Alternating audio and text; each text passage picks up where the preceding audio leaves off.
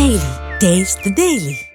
గుంటూరు నియోజకవర్గంలో వైసీపీ మాజీ మంత్రి అంబటి రాంబాబు ఆధ్వర్యంలో సంక్రాంతి ముగ్గుల పోటీలు ఘనంగా జరిగాయి. ఈ పోటీలకు మాజీ మంత్రి ఆర్కే రోజా, పలువురు వైసీపీ నేతలు హాజరయ్యారు.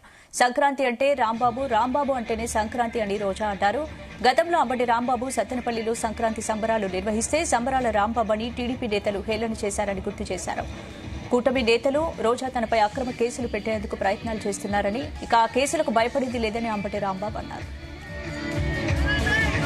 సంక్రాంతి ముగ్గుల పోటీ అంటే అంబటి గారు మమ్మల్ని ఖచ్చితంగా పిలుస్తారు, ఆ సంబరాల్లో పాలు పంచుకునే అవకాశాన్ని ఇస్తారు.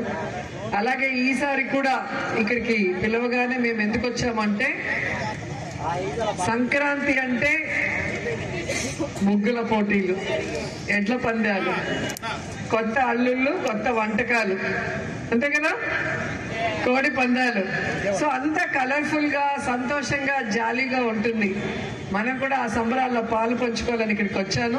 ఇక్కడికి వచ్చిన తర్వాత మహిళలందరూ కూడా ఎంతో అందంగా ఒకరిని మించి ఒకరు పోటీ పడి ముగ్గులు వేశారు, సంబరాలు చేశారు.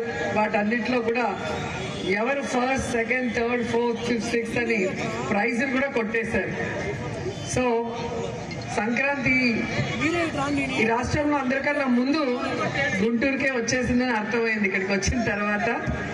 ఎందుకంటే ఎప్పుడు అంబటి రాంబాబు గారు తను ఎక్కడుంటే అక్కడ ఆ ప్రజల్ని సంతోషంగా పెట్టడంలో, వాళ్ళందరితో సంక్రాంతి సంబరాలు చేసుకోవడంలో ఆయన ఎప్పుడు ముందుంటాడు.